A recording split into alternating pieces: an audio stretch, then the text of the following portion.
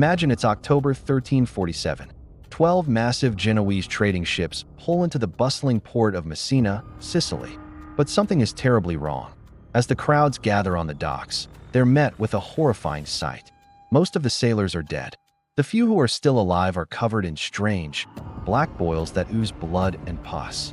They're delirious with fever and an agonizing pain. The Sicilian authorities quickly order the death ships out of the harbor, but it's already too late. The plague has arrived in Europe. So, what was this invisible killer that brought a continent to its knees? We now know it was a bacterium called Yersinia pestis. This tiny organism lived in the guts of fleas, which in turn lived on the backs of black rats. These rats were everywhere in the medieval world, especially on merchant ships. As the ships traveled from port to port, they carried their deadly cargo with them. When a flea bit a rat, it would ingest the bacteria. The bacteria would then multiply inside the flea, blocking its stomach. Starving and desperate, the flea would bite anything it could, including humans, regurgitating the bacteria into the victim's bloodstream. The infection spread like wildfire. The symptoms were terrifying.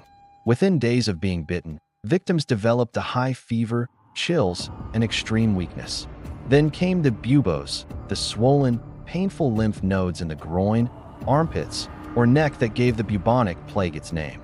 These could grow to the size of an apple and would eventually turn black as the tissue died. The fear was palpable.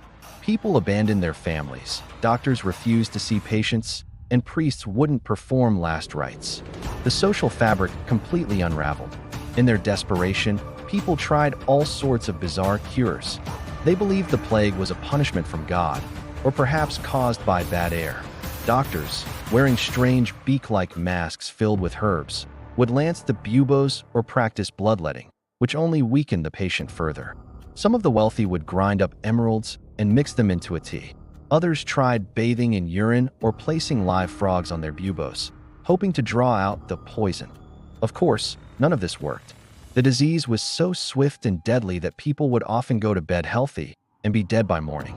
By the time the first wave of the plague burned itself out in the early 1350s, the world was a different place.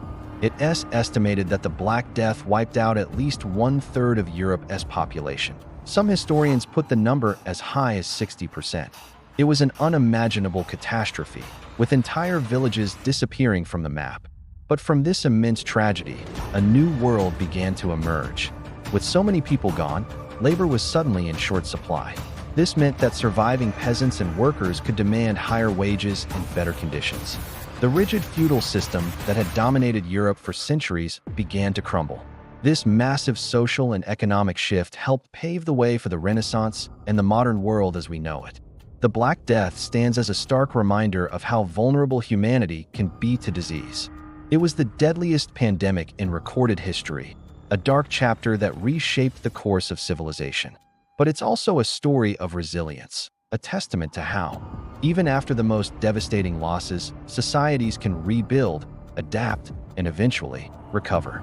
The echoes of those 12 death ships in Sicily can still be felt today, reminding us of the delicate balance between humanity and the invisible world of microbes. Thanks so much for watching.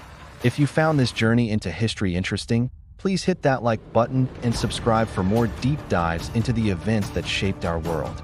See you next time.